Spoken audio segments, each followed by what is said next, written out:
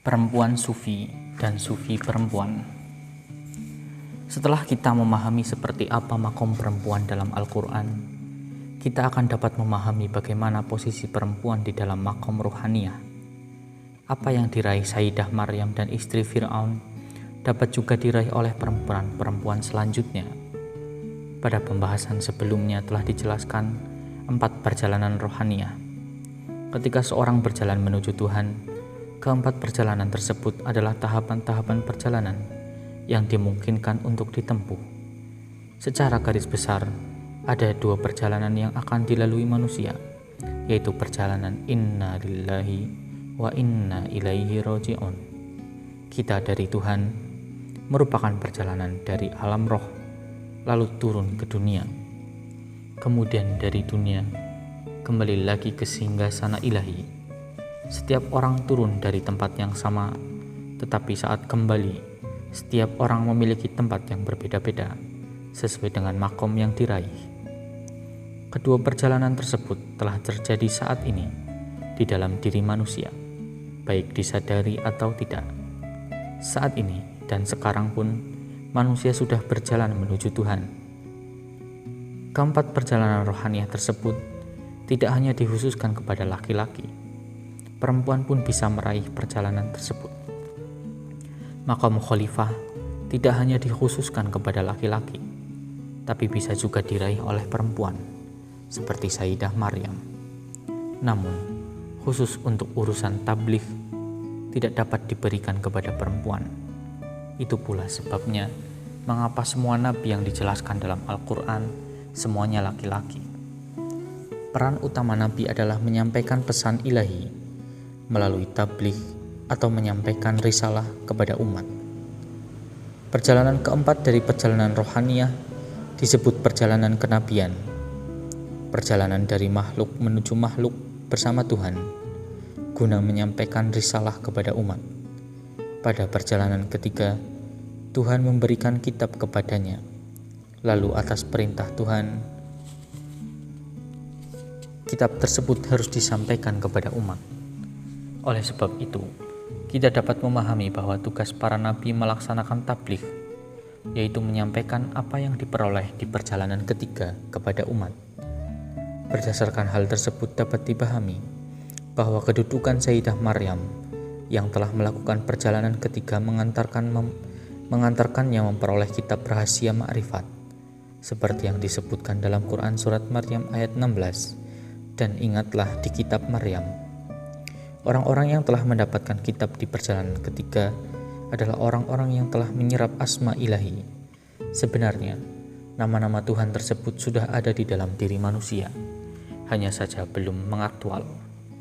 Artinya, setiap saat Tuhan hadir di dalam diri, tapi hijab yang terdapat di dalam diri jugalah yang membuat seseorang tak mampu menyaksikan kehadiran Tuhan. Usaha dalam mengarungi perjalanan menuju Tuhan adalah usaha untuk merasakan bagaimana kehadiran Tuhan setiap saat di dalam diri. Oleh karena kehadiran itulah yang terhubung dengan asma ilahi. Seorang sufi yang menyadari keberadaan hubungan spesifik antara dirinya dengan Tuhan akan menyadari keterhubungan dirinya dengan salah satu asma ilahi. Manusia yang senantiasa menyadari kehadiran ilahi di dalam dirinya akan selalu berpikir positif kepada Tuhan. Meskipun sedang di dalam penderitaan, pikirnya Tuhan punya maksud tertentu atas penderitaan tersebut. Karena terkadang Tuhan sengaja membuat kita menderita demi mendapatkan kemuliaan dalam menjalani kehidupan ini. Seseorang yang mampu mencapai makom ruhaniyah dikarenakan keberadaan dimensi keadilan dalam dirinya. Keberadaan dimensi keadilan berfungsi untuk menjaga keharmonisan di dalam dirinya, tidak cenderung ke kiri atau ke kanan. Ketika seseorang mampu menjaga makom keadilannya, orang tersebut akan mudah mencapai makom spiritual. Apalagi perjalanan mencapai makom spiritual, apalagi perjalanan menuju Tuhan, tidak ada yang instan, sebab harus terus terjaga keseimbangan di dalam dirinya, senantiasa berada di tengah-tengah, tidak ekstrem kiri atau ekstrem kanan. Ketika seseorang konsisten menjaga dimensi malakah di dalam dirinya, maka secara perlahan orang tersebut akan berjalan menuju Tuhan dan akan sampai pada makom kedua dan ketiga dari perjalanan rohania. Perjalanan yang paling berat adalah perjalanan pertama, yaitu perjalanan dari makhluk menuju Tuhan. Tidak mudah melewati hijab kegelapan karena terkait dengan nikmat dunia. Setiap hari dan bahkan setiap saat kita menikmati nikmat dunia. Ada dua potensi di dalam diri manusia, yaitu potensi tafakkur atau berpikir dan potensi amal dalam bentuk perbuatan. Kedua potensi tersebut biasanya tidak konsisten, antara pikiran dan perbuatan tidak sejalan, karena amal belum sampai pada tingkat malakah atau menjadi bagian diri sendiri. Kita harus berusaha agar keduanya aktual, baik secara teori maupun praktik. Keduanya mesti dilatih. Seseorang yang hanya berkutat di dunia materi saja dan mengabaikan hubungannya dengan Tuhan tidak akan memiliki perjalanan pertama, yaitu perjalanan dari makhluk menuju Tuhan. Orang tersebut hanya berjalan dari materi bersama materi menuju materi. Namun bagi mereka yang menempuh jalan dari makhluk menuju Tuhan, sedang berusaha meninggalkan alam kegelapan ini, atau yang disebut juga dengan alam dunia. Pada akhirnya, mereka yang memasuki perjalanan kedua dan ketiga sedang melakukan perjalanan wilayah, yaitu mereka yang disebut dengan insan kamil atau manusia yang sempurna. Jadi, siapa saja bisa meraih makom wilayah, baik itu laki-laki maupun perempuan. Wilayah adalah aspek paling batin dari perjalanan rohania. Lalu dari makom wilayah inilah yang membuahkan perjalanan keempat, yaitu perjalanan kenabian. Sebuah perjalanan yang ditunjukkan untuk menyampaikan risalah. Setiap nabi pasti memiliki makom wilayah. Demikian halnya dengan makom khalifah. Tidak dikhususkan kepada laki-laki, tetapi juga bisa diraih oleh perempuan, karena merupakan makom insaniyah atau insan ilahi.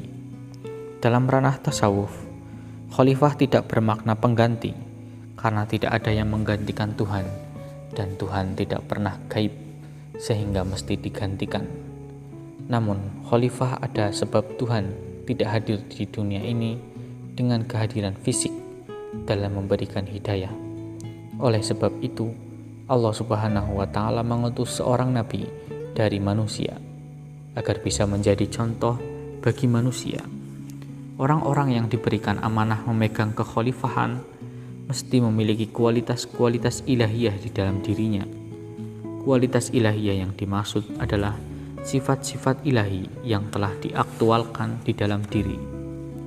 Jadi, yang disebut dengan khalifah adalah mereka yang benar-benar merepresentasikan dirinya dengan kualitas-kualitas ilahi. Atau dengan kata lain, orang-orang yang menyirnakan kualitas dirinya di dalam kualitas ilahi, sebagaimana yang dijelaskan dalam Al-Quran, dalam Quran Surat Al-An'am ayat 122 yang artinya, dan kami berikan kepadanya cahaya yang terang, yang dengan cahaya itu dia dapat berjalan di tengah-tengah manusia.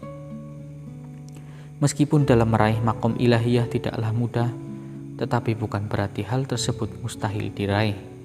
Baik laki-laki ataupun perempuan bisa melewati perjalanan rohaniah tersebut, karena apapun yang manusia dapatkan, semuanya adalah pemberian Allah Subhanahu wa Ta'ala. Meski demikian, di satu sisi kita harus menjemput pemberian tersebut. Perumpamaannya seperti air hujan yang turun, tergantung pada kesiapan jiwa manusia dalam mempersiapkan wadah tersebut. Sebesar apa wadah tersebut, maka sebesar itu pula yang dapat kita peroleh. Al-Quran mengatakan, setiap saat Tuhan mencipta. Maksudnya, setiap saat Tuhan memberikan rahmat-Nya seperti air hujan. Rahmat Tuhan setiap saat turun dan mengenai rumah siapa saja, tetapi ada yang menyiapkan wadah dan ada yang tidak. Pengetahuan Tuhan tak terbatas. Ilmu Tuhan bersifat mutlak dan tak terhingga. Maka tidak mungkin ada kejahilan, ketidaksempurnaan, apalagi keburukan yang Tuhan berikan kepada manusia. Makna yang membolak-balikan bukanlah mengubah dari baik menjadi buruk atau sebaliknya, karena Tuhan tidak pernah memberikan keburukan. Jangan memaknai bahwa Tuhan yang mengantarkan manusia kepada keburukan. Jadi maksud kata di atas ialah membolak-balikan dari kebaikan yang satu menuju kebaikan yang lain. Karena hati adalah singgasana Tuhan yang hadir melalui salah satu namanya. Dari namanya yang satu, kemudian namanya yang lain. Berkat nama itulah yang kadang membuat kita merasa sedih dan kadang bahagia. Jalan menuju Tuhan tentu tak terbatas, tapi secara umum ada dua, yaitu melalui jalan tafakkur dan jalan hati. Jalan yang paling cepat adalah jalan hati. Jalan pikiran butuh analisa yang kuat dan argumentasi. Oleh sebab itu, jalan tafakkur adalah jalan yang berat. Jalan hati adalah jalan yang tidak ada batasnya. Berlaku kepada siapapun tanpa syarat selama memiliki hati yang suci dan bersih. Jika kita mencoba menyadari lebih jauh, dalam hati tersebut justru lebih dominan hadir dalam diri perempuan dibandingkan laki-laki. Jihad dilakukan dengan menggunakan pedang, sedangkan jihad di dalam diri bersenjatakan tangisan. Senjata ketakwaan yang paling ampuh adalah tangisan, disertai taubat kepada Allah Subhanahu wa Ta'ala atas segala dosa yang pernah dilakukan. Tangisan adalah simbol dari derita, kehinaan, kerendahan, dan permintaan. Perumpamaan seorang hamba seperti bayi yang mengawali seluruh permintaannya dengan tangisan. Dalam tradisi Sufi dikenal 3 jenis bentuk jihad, yaitu jihad kecil, jihad pertengahan, dan jihad akbar. Jihad kecil adalah usaha melawan musuh yang ada di luar diri kita.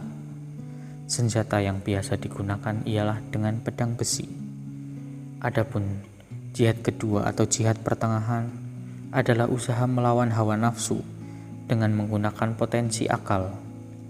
Jihad besar atau jihad akbar dalam pandangan Sufi ialah ketika hati mampu mengalahkan akal dan tunduk di hadapan singgasana hati. Salah satu fungsi akal ialah memberikan pembenaran atau justifikasi atas suatu tindakan. Misalnya saat waktu sholat tiba, kadang kita menerima arahan dari akal dengan mengatakan, nanti saja, kan masih ada waktu. Apa yang dikatakan akal benar, waktu sholat memang masih ada. Tetapi jika hati bicara akan tampak berbeda, karena hati telah berserah diri kepada Allah Subhanahu wa Ta'ala. Oleh sebab itu, syariat datang untuk mendidik tubuh agar dimensi rohaniah di dalam diri manusia mampu merasakan kebahagiaan spiritual. Kualitas-kualitas rohaniah tersebut hadir di dalam diri seorang ketika berjalan dengan suluk menuju Allah Subhanahu wa Ta'ala. Seseorang yang mampu merasakan kehadiran Tuhan di dalam dirinya akan sensitif terhadap hal-hal yang menjauhkan dirinya dari Tuhan. Bahkan saat berada di luar sholat sekalipun, dia tetap berzikir dan mengingat ilahi. Orang-orang yang berjalan menuju Tuhan adalah mereka yang senantiasa menjaga hatinya agar terus mengingat Tuhan. Kualitas-kualitas ilahiyah tersebut diraih oleh laki-laki dan perempuan. Oleh sebab itu, seorang suami tidak boleh melarang istrinya yang ingin belajar tauhid. Sebab ilmu tauhid adalah bekal yang akan dibawa pulang kembali menuju Allah Subhanahu wa Ta'ala. Melalui bekal-bekal rohaniah tersebut, seseorang bisa sampai meraih makom khalifah atau makom wilayah. Fungsi penyucian diri atau tazkiyatun nafs sebenarnya untuk melepaskan satu persatu kualitas sifat badaniah dan mengisinya dengan kualitas-kualitas ilahiyah. Seluruh proses dalam meraih kualitas tersebut terjadi dalam bingkai syariat. Olehnya itu, lebih indah memaknai syariat sebagai jalan menuju Allah Subhanahu wa Ta'ala. Syariat adalah kendaraan yang paling cepat agar segera sampai kepada ilahi. Jika hanya berpikir pahala dalam menjalankan ibadah, maka yang akan kita peroleh pun tak lebih hanya balasan semata. Kita tidak akan terobsesi untuk berjalan menuju Tuhan, karena sejak awal orientasi kita hanya untuk meraih pahala semata.